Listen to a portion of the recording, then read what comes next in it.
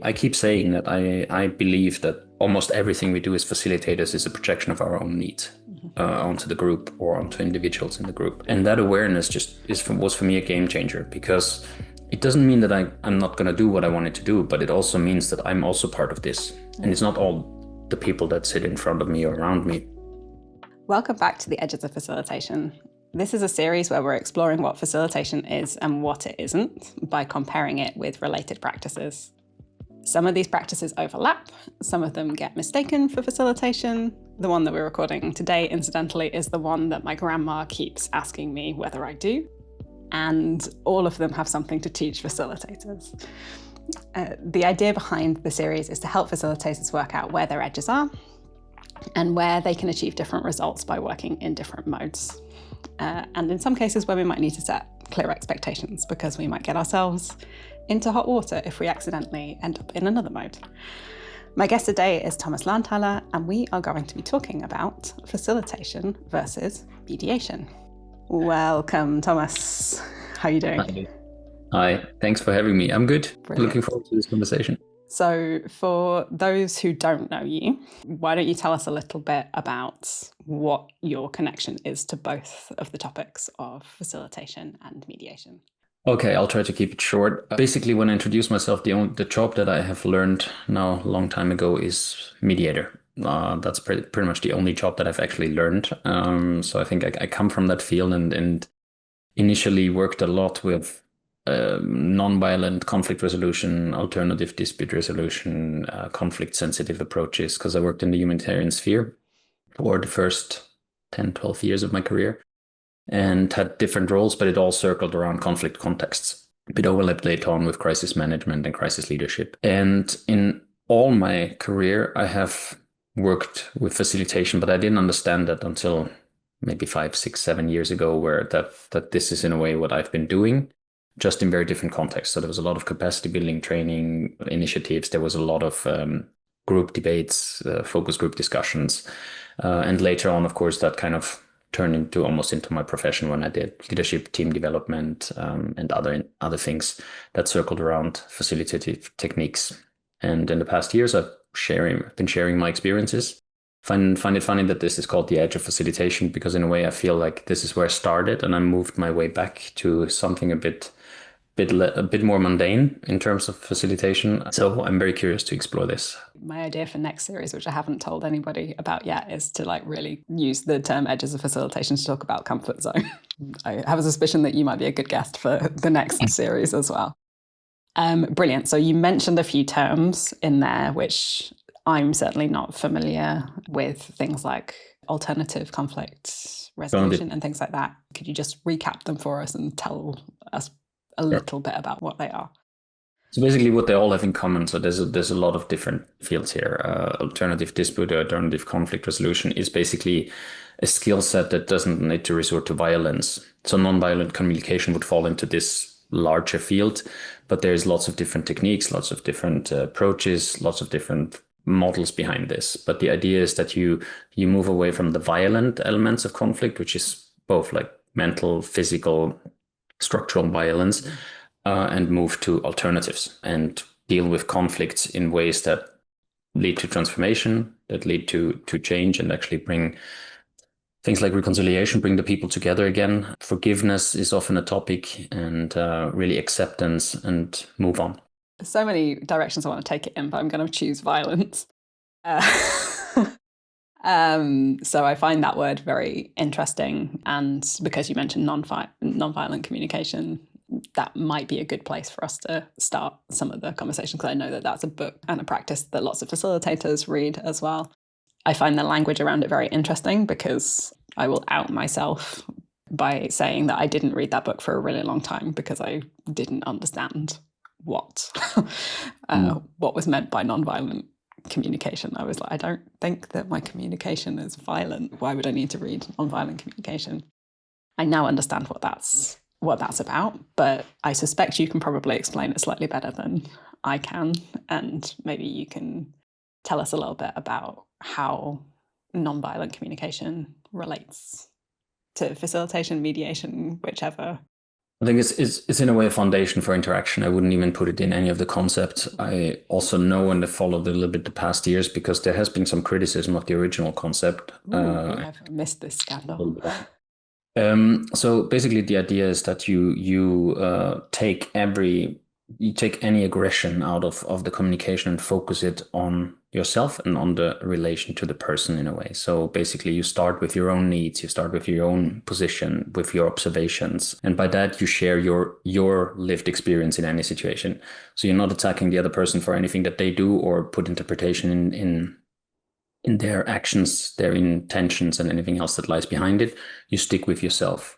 And it's also a very vulnerable concept in a way because it sets up for you first, you share what you observe, you share what's happening, you share what you need, and you share the wishes in a way.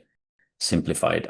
Some might come across this as giraffe and wolf language. This is also often used, which basically like the wolf is kind of the aggressor in that. I'm not super happy because I'm a huge fan of wolves in that sense. They're my favorite animals. So I think it's a bit unfortunate that they are put out there as examples. But the giraffe is basically like you take a different view, right? You take an overview, you have a different way to communicate. There was a bit criticism how it interrelates with DEI because Interesting.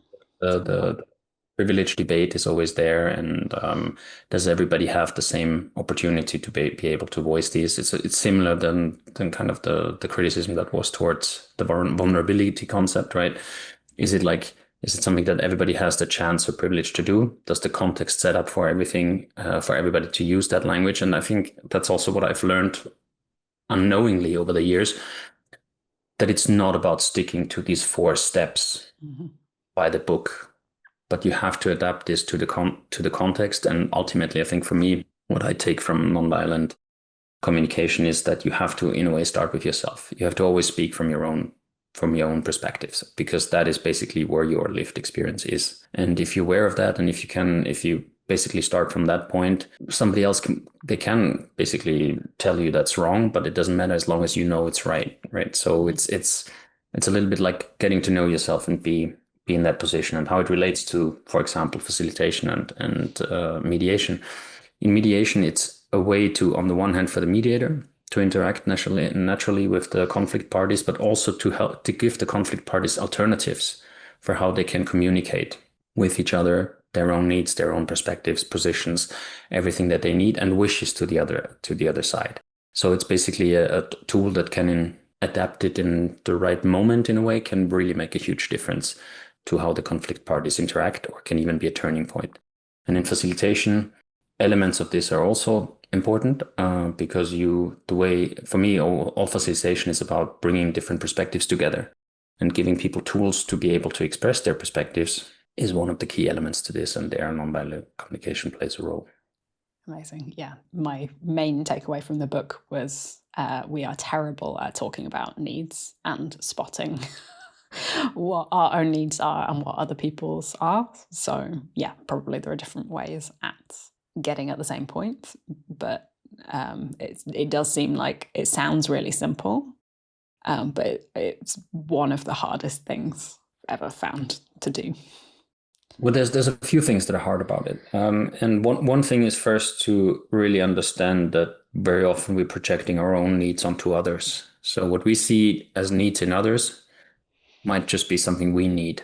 Facilitation is a perfect example for that. I keep saying that I believe that almost everything we do as facilitators is a projection of our own needs onto the group or onto individuals in the group. And that awareness was for me a game changer, because it doesn't mean that I'm not going to do what I wanted to do, but it also means that I'm also part of this. And it's not all the people that sit in front of me or around me. The second part that's very difficult about this is really to accept that you have needs and how deep they go and how vulnerable they make you.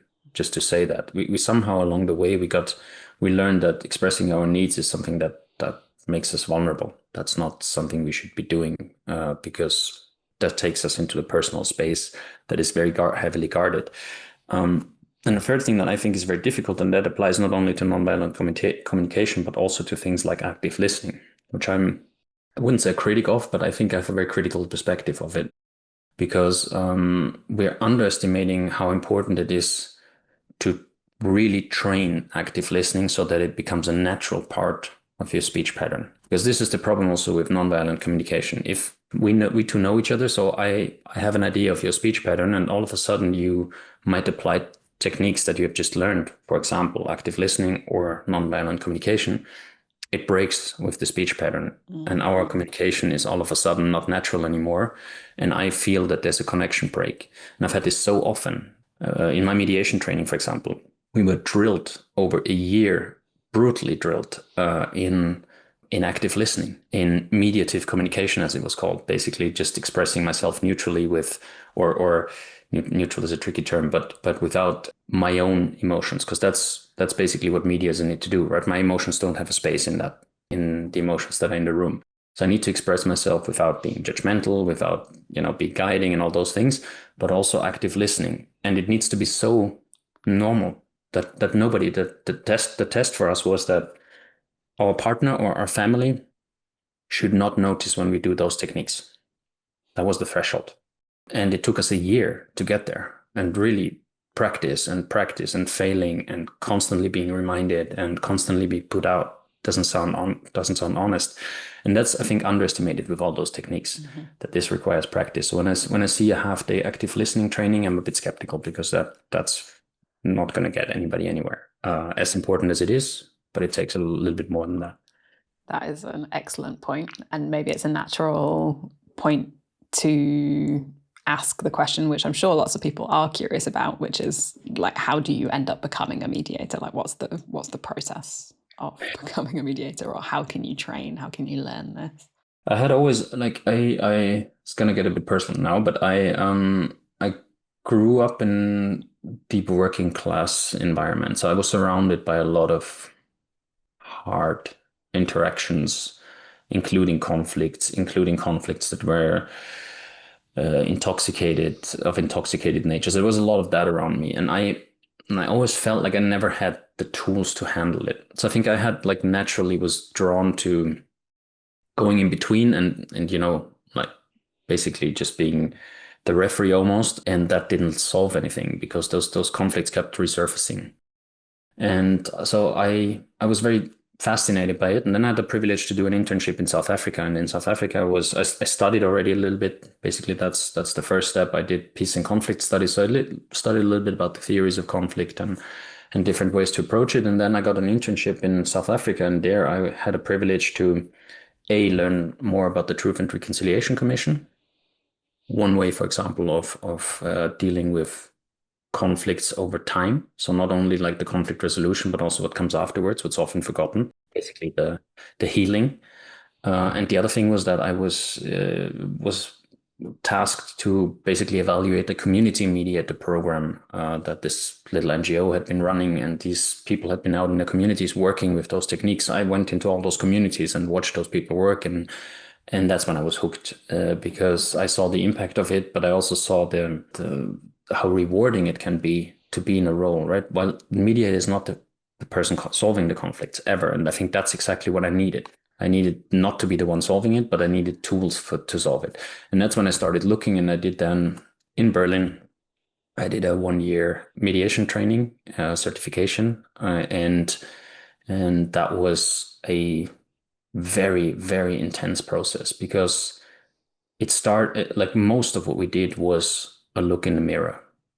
So what is our relationship to conflict? Like, how are we handling conflict?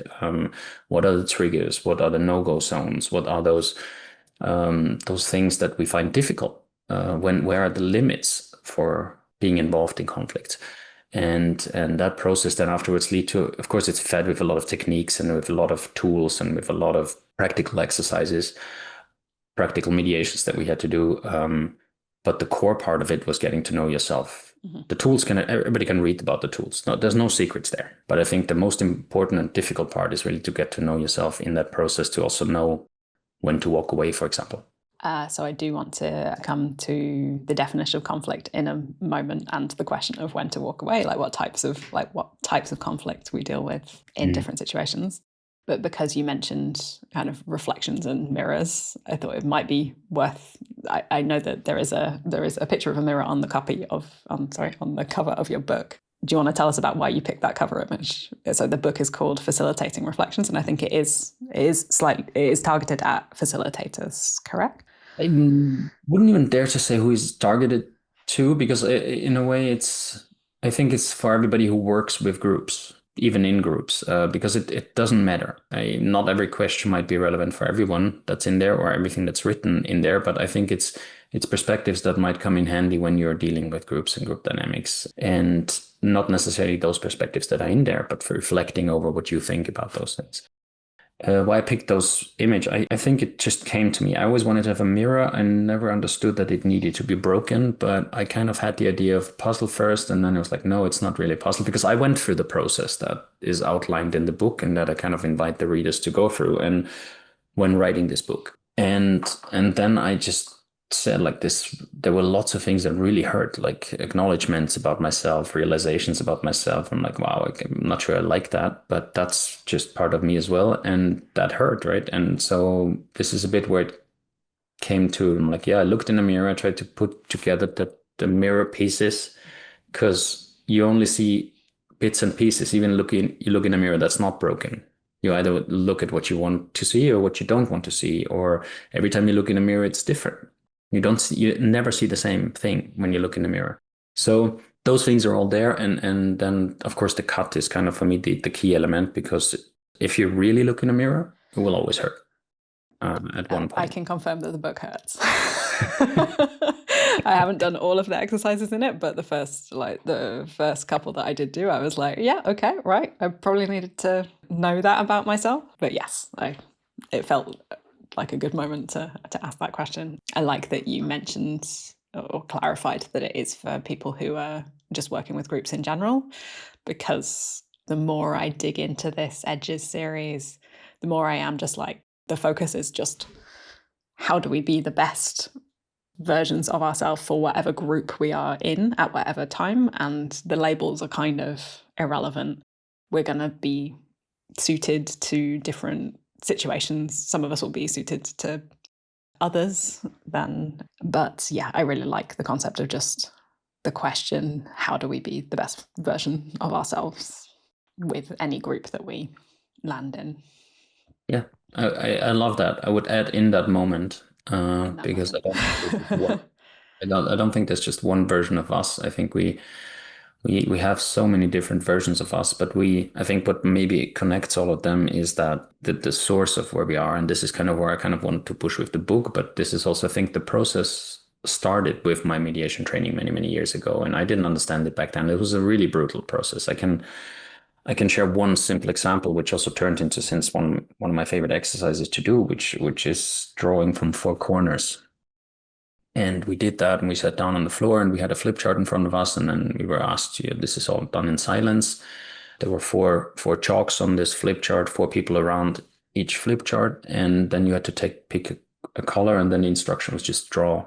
And what happened on that flip chart is still to this day so present to me. I started to draw in my corner. First of all, I came in with the conviction I can't draw. Might still be the case. I don't think you can distinguish my 6-year-old's drawing and my drawing. I think she's like way ahead.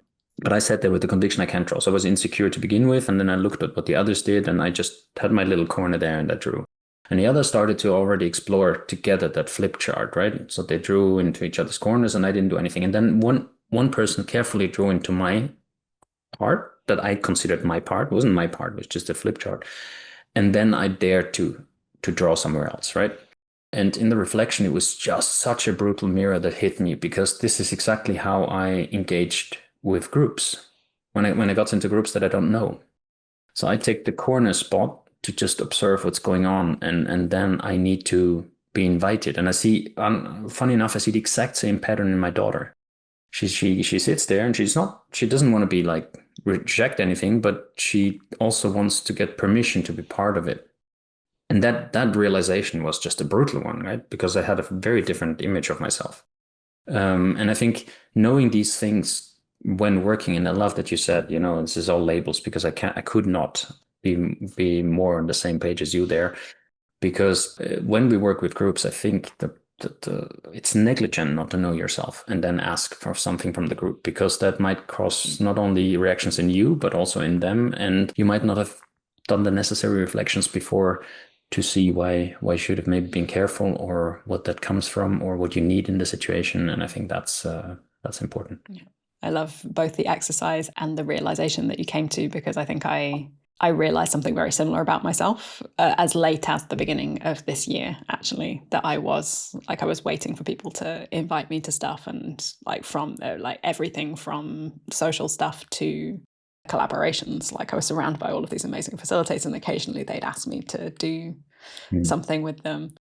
And I haven't told anybody this, but part of the reason for starting the podcast was for me to actually have to go to other people and ask them if they wanted to do this with me. And this is part of my recovery as somebody who was like an invite phobe. And it's been delightful. I'm just like, I'm so happy that I'm doing it. But yeah, I love that realization came from a drawing exercise that nobody probably could have explained to you in advance what you'd get out of it.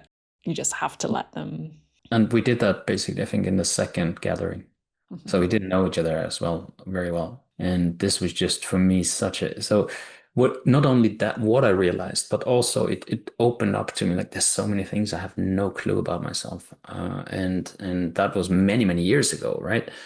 And now when I wrote this book, I got even a level lower and saying like, okay, this is really hurting. Like, I'm now 45, and I'm kind of in a sphere where you start to reflect. I've had a lot of unfortunate people passing away around me the past year. So you come with questions in a way where you're like, okay, so is this me? What do I know about me? And then really when I started writing this book, of course, from kind of first the facilitation lens, but it became way more than that.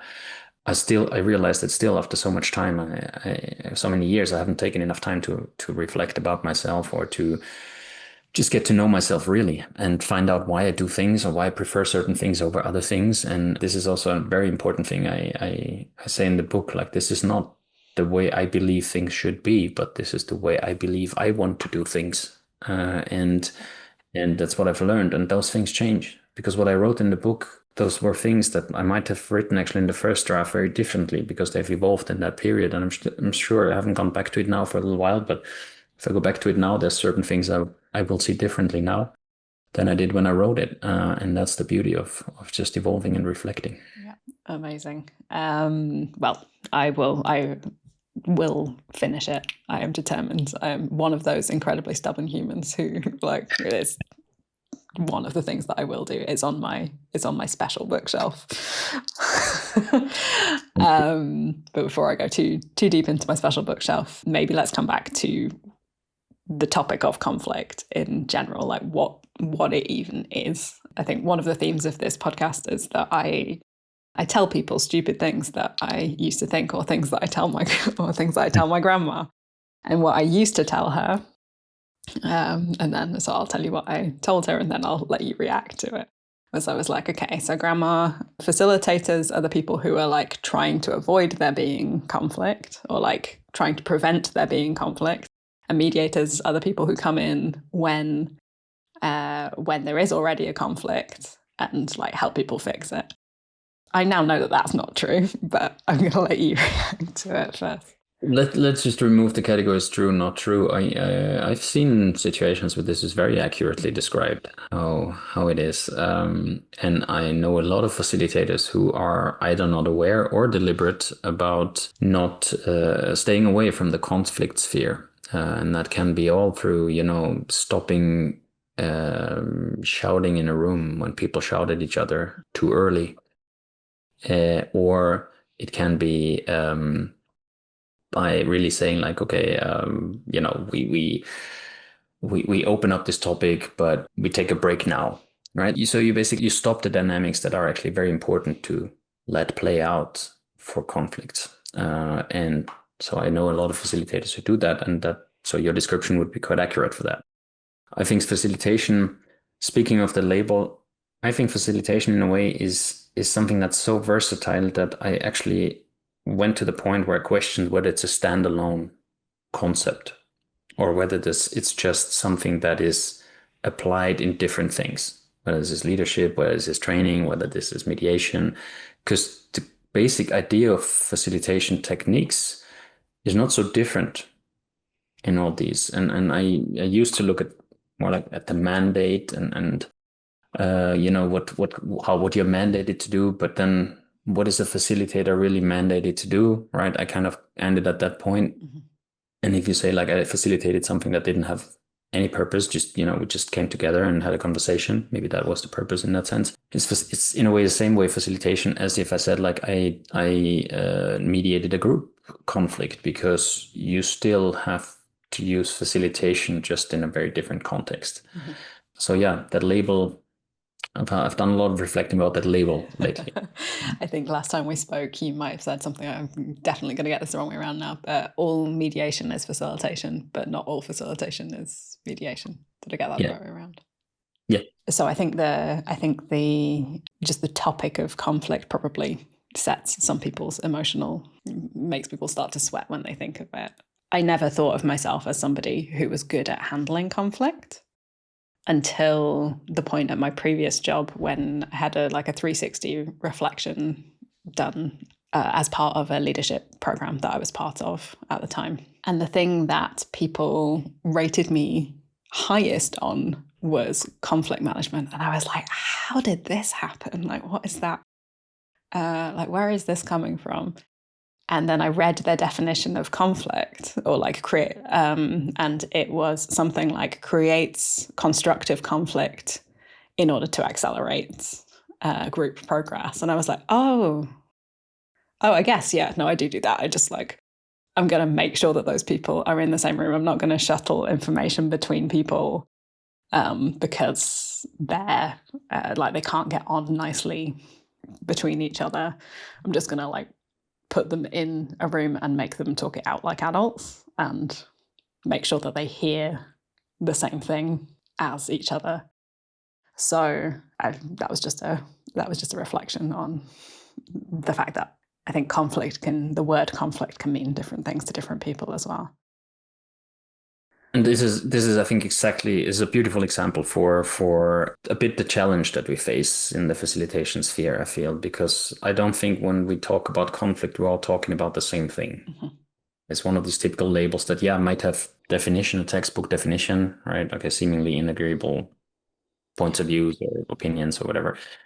But I think it's a bit more complicated than that, because first of all, it's also as individual experience, do I experience this as a conflict or not? And somebody who is more sensitive to those situations, they might very quickly experience this as quite a strong friction, or as a very difficult dynamic, versus others need it to thrive. They would have never labeled this a conflict.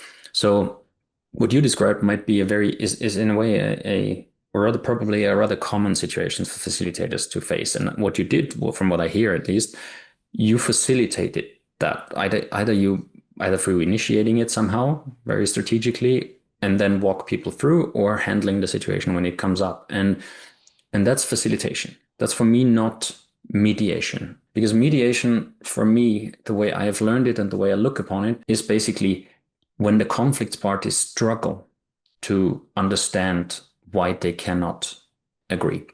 When it goes a bit deeper on, I have a different opinion and I want to keep to my opinion, but when it's something that is so deeply touched in them and they struggle to get access to it, B, also really look inward. They're so heavily looking outward that they lost touch to the inside, and then let alone articulate all of that.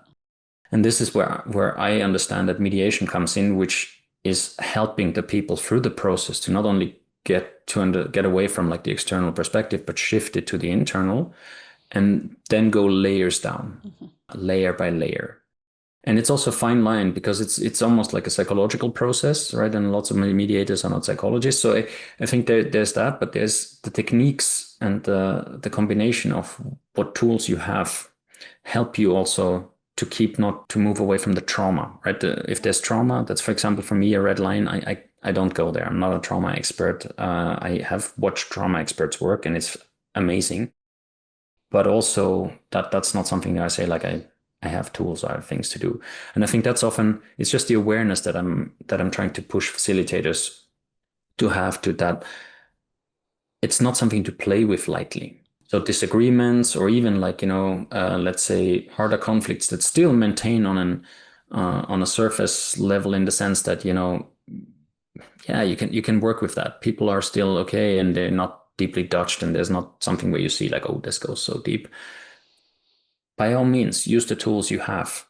But when it's actual deep rooting conflicts, I would stay away if people have not, on the one hand, if they don't have an education, or if they have had another role before with that group. And that's maybe one of the traps we will be talking about. There are at least 3 different lines of inquiry firing my brain right now. I'll try and do them in a structured way.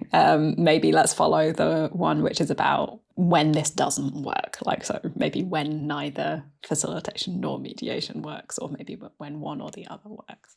And you've mentioned some cases to stay away from already, but Yeah, so first of all, it's things when, I mean, this is true for both, or for me, true for both of the fields, if you want to treat them as separate fields in that way. That is my triggers. There's certain things that I know I will struggle to facilitate, and let alone mediate. So those are all things that involve, for example, now when we talk about mediation, that involve abuse of children in any form. Ever since I became a father, that trigger got even stronger, and I know that would compromise my ability, because I'm not speaking about neutrality even, right? So because impartiality, whatever those concepts are, but it would compromise my ability to be able to put myself in these person's shoes, which is necessary for the way I work anyway. And so those triggers, right? And there's also other triggers, like in facilitation contexts. They're fewer, because you usually don't go to such extreme topics, and they've really, over the years, I've learned also how to handle dynamics. I know I have quite a big backpack, so those triggers are very rare. But they're all like, for example, when I'm not fully myself, like coming into a facilitation, then I would have to completely fake it. And I don't want to do that anymore. I did that many times in my career. And so those are things where I think it gets a bit tricky. Another thing is also, and this is the trap that I've mentioned just before, when you've been already a facilitator for a group, and then it turns out there's a conflict that needs to be handled, I do not believe that should be the same person doing it. So even if you are a trained mediator and have the skills like I would have, right? It's like, okay, tomorrow we do a mediation.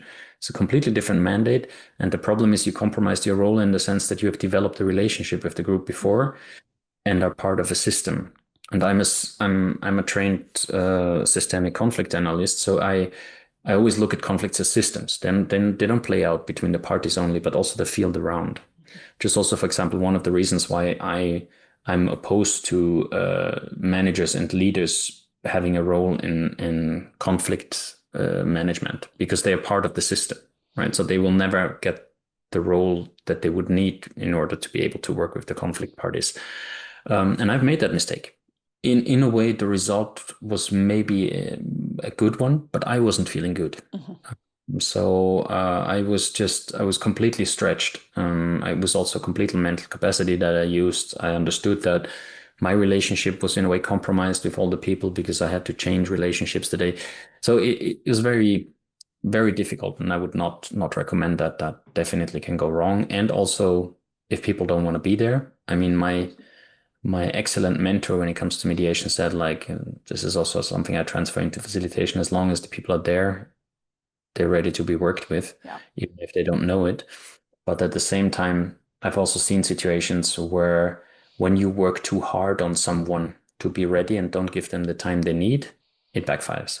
Then you basically you escalate a situation unnecessarily. Or in reverse, the reverse has also happened. As I mentioned before, if you stop a dynamic too early, you lose them.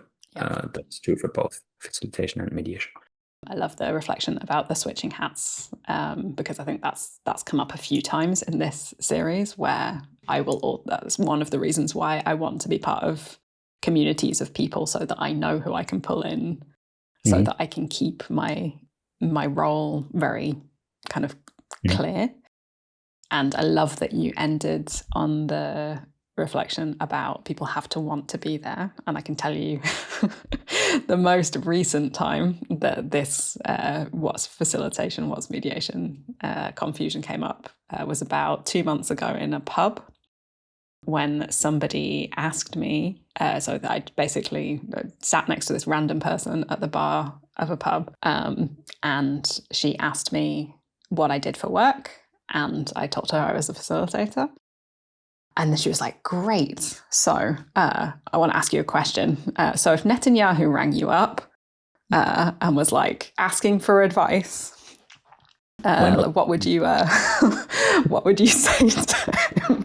I was like, firstly, if I knew how to answer that question and I was just sat here having a beer, I think like that would already tell you something about how to like whether I am an appropriate person to be solving that. But also people have to want to be in the situation, like they have to want to be part of the conversation, and they have to, both for facilitation and mediation, want to be there. I would play a little bit with that. Ooh, because I go back to what my first of all, like an amazing story. I just put myself in the shoes and like, yeah, why not go there, right? When you kind of start somewhere else. But so he kept saying, like, because this was of course our question: what do we do if the person doesn't want to be there? And he kept saying, like, as long as the person is there, you can do something. Mm-hmm. It's just that's the first step, right? Then the key is, what do you do? And in mediation, for example, what I have most often done is to not do anything with the person. And just say, like, so, but are you okay to stay a little bit longer? You can go at any time, right? I give basically them the choice to leave, and I do the same in facilitation. So I'm not saying like, please leave if you don't want to be here. It's like, you can leave at any time. Nobody has to stay here ever. I say that very clear in all my facilitations, and simply that choice plays into a psychological thing that's called autonomy, and we like to have autonomy, right? So because usually as facilitators, we always have, like, everybody knows that there's at least one person in the group that will challenge you and will challenge your authority and will challenge your role, and it's always the case. Mm-hmm. That's fine. And subtly, that's also the case in mediation. So when the person is like, I don't even know why I'm here, right? Doesn't change the fact that they're already there. It doesn't matter, right? This is just a mindset. And when they stay, what I usually do is I give them the choice. And if they choose to stay, that's usually happens because they're also curious, right? That's also one of the things that they don't want to miss out, the fear of missing out something. And of course, it's very difficult in groups for people to get up and walk out the door. So when that happens, there's a bigger problem than this facilitation here. Mm-hmm. That person has other topics to work with, and that also gives you information. And back to the mediation. And then I work with the other party. And then when we just have two parties, for example, and I let the other party tell the story. And the moment they tell the story from their perspective, something happens with the other one because they want to tell their story. And before they know it, they're already in the middle, right? And the moment you have started working with them, you get information. So everything is, I believe, and I keep saying that everything is information that happens in the room, with the people, between the people, in you. It's all information. And when they start engaging, you don't need to ask them anymore if they want to be there or not. They've made up their mind. They first stayed, and then they have in a way committed. And they will, of course, there will be points like, I'm not sure if I want to continue this. And then I say, like, well, if you want to come back next week, same time, and they come back. So because something happens also afterwards. So it's I would even move beyond the, like, do they want to be here or not? As long as they're there, you can work with them. But then you have to choose what you do, if you focus on them or if you focus on somebody else. And my experience is that I wouldn't generalize that, but the tendency is better if you let the group or the other person reel them in through their activities, other than focusing on them alone. That you can do in the break or have a check-in when there's a moment, but not more in the actual situation there. I love that. And I've never thought about it before, so that's probably going to be marinating in my brain for a while. So I'm not mediation trained yet. Every time I talk to you, I get like a step closer to booking that course in Berlin. But yeah, I think the closest that I've come was like a micro course where they had the approach of, like, the first step of the process being that you ask both of the participants like how important it is to them to solve the issue that is in front of them. And if they say not that important, then, as you say, that's data. And if they're like, it's incredibly important, I can't sleep, there's no way that I can move on until I resolve this, then there's something that you can work with. And obviously that's probably not the most profound way to get at that information, but even that has been quite helpful to me to know when to walk away from some things that have been brought to me as potential conversations. I know that question. I have worked with similar approaches, but not in mediation, because my approach to mediation is a slightly different one, because it starts. So for me, what I've come over the years to learn that whatever we experience is a story, right? It's our story. How we see the world is the way we tell ourselves the story. And storytelling it's not a secret, it's something that connected people for thousands of years, right? And that's, of course, also what you know that, and maybe some people listening also remember that I've talked about this many times before, but I had the privilege to be with indigenous peoples, right? And they emphasize the importance of storytelling, not only in history and keeping history alive and all that, but also in the relation with each other. So my approach is shaped that I want to give first a space to people to tell their story. And then when we move and when we've heard the stories, and when the dynamics usually they become very obvious, or the differences, I've already created a reality where both of them have heard the others, even though they haven't shared it, they don't share it yet, but they have an insight into what the other person thinks the reality is. And then I come with questions like that. Because when I start with a question like that, I don't have that. They both sit with their realities, but they haven't shared it yet. So it might be that I get an answer like it's not so important, but deep inside that person wants nothing more than that conflict solved, but has in the way that they have appeared in the conflict have been the hard ones and haven't actually really given much of themselves. So why would they openly say, I really want this to be shared? Because that would be completely undermining the image that they have and the reality that they've created for themselves. Yeah. So for me, there's a step ahead, right? There's nothing wrong with this question. In my approach, I would not start with it. I would lay the bridge to it somehow. And then if it's still relevant, then I would ask something along those lines. And I remember we've had this conversation also in my mediation training where both the instructors said that they have worked with this question, but they either work with it a little bit down the line, or they work with it when it seems to have come to a dead end. So when conflict parties are seemingly not moving, right, then you can shake them up and say, like, so how important is this for you that we solve this now? Because if then both say, like, this is actually very important, but we're at a dead end, you know the commitment to it. And you know that they still want to do something, even if we're at the dead end. If they both say, like, you know what, I don't think this is going to happen, fine. You can let them walk away. And if they come back, they come back. But if not, then not, right? Because that's also an outcome. That's the thing. Not everything has to be a harmonic solving the conflict. The conflict can also be like, you know what, we don't even need to talk about this anymore. I don't think the agreement about that is sometimes more than solving the issue. Yeah. You get closure in a different way. You bring people together in a different way, right? Yeah. Well, that's already totally changed my starting point for conversations. Thank you for that. While you were talking, it kind of brought up a few other of the past episodes. So when we did the episode about facilitation versus chairing, the Indigenous topic came up as well. So Jonathan was talking about how different it was, the experience of co-chairing with people who were using Indigenous practices, and how much he'd learned from that.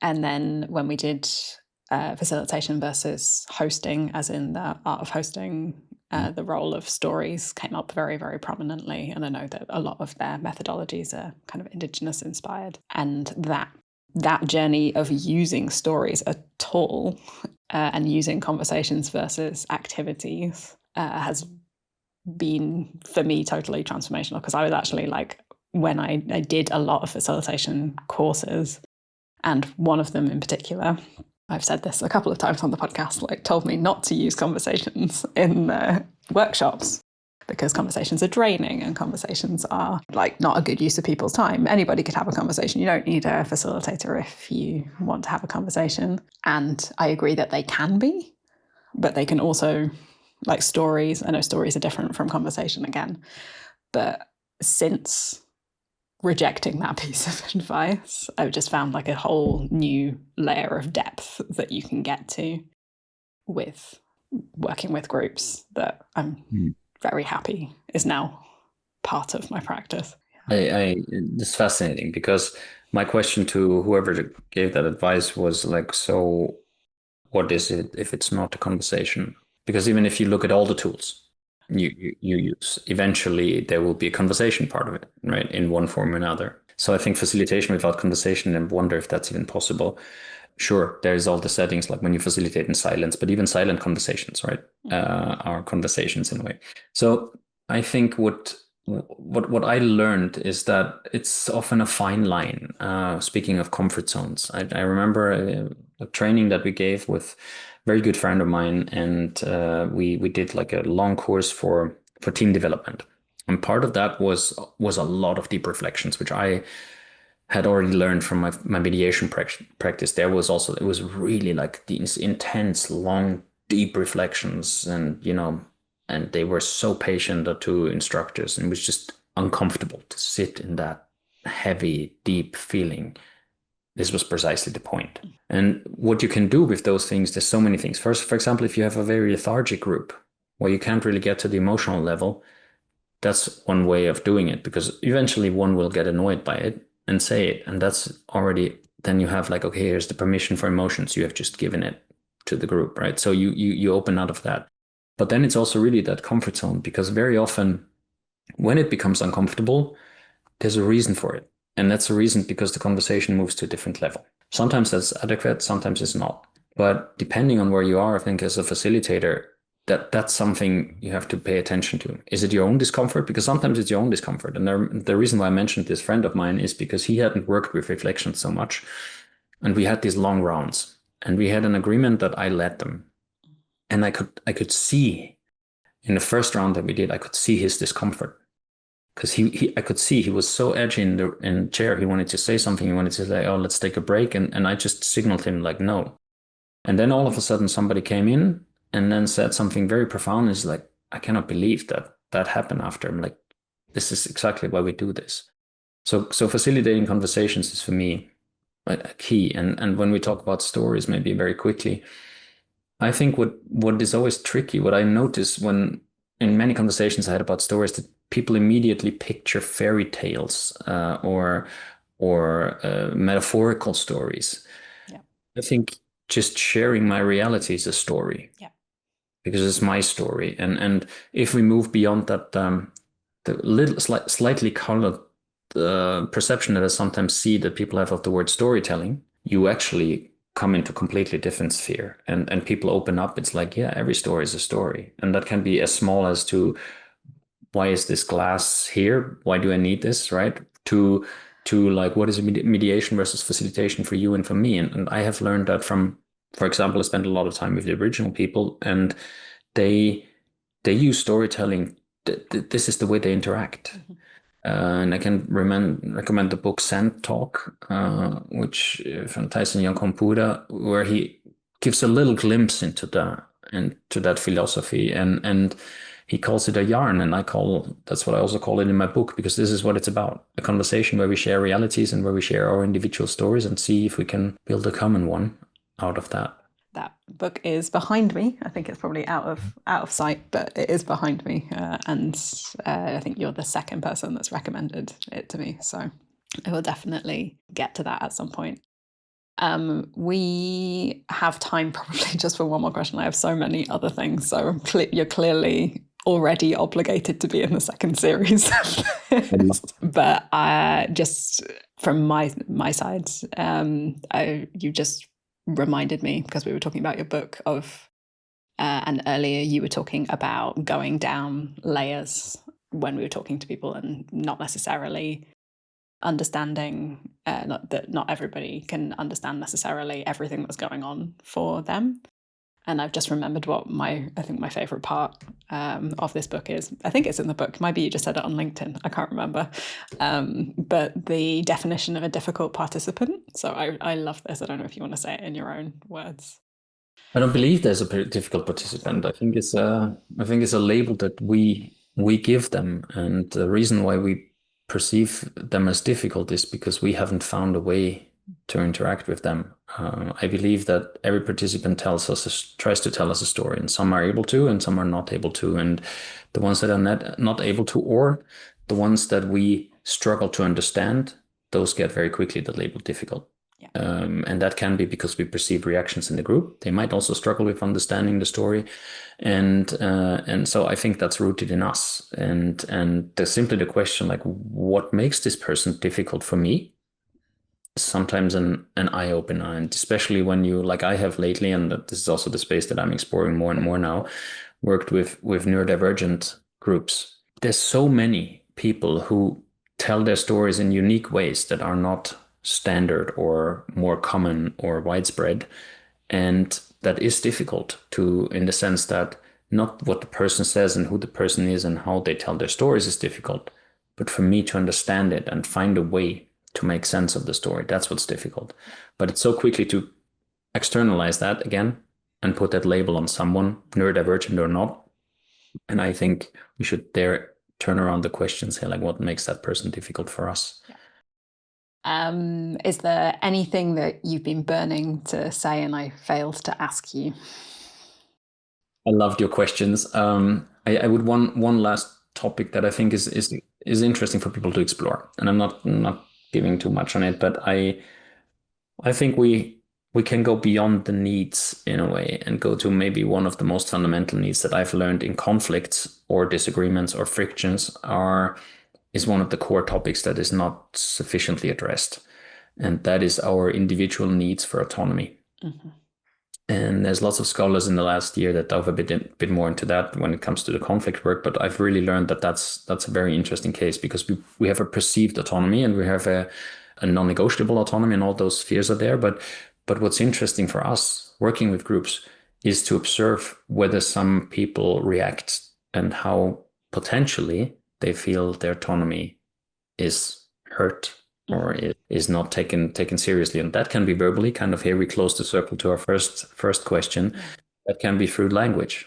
That can be through how we communicate. And where just my space got a bit smaller than I think it should be.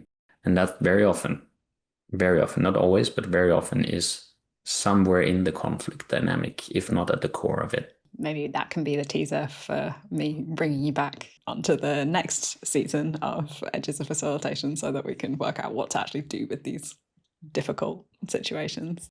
Thomas, thank you so much. I could definitely go for another hour, but I should be kind to the listeners and give them a bio break, probably. I know that you are currently, I have loved your LinkedIn posts in the past, but where can we find you on the internet? Because I recognize that might not always be the best place to find you. Thank you very much, first of all, for saying that and for having me. I love this conversation, all about it. I'm still on LinkedIn. I'm transitioning. I will also inform whoever is following me there about whatever is happening. But I'm also on the internet in that sense. So I have a website where people can always reach out to me and find me. And yeah, I love new connections always, and great conversations like this one. So please do. Thank you so much. There will hopefully be many more. And have an excellent day. You too. Thank you.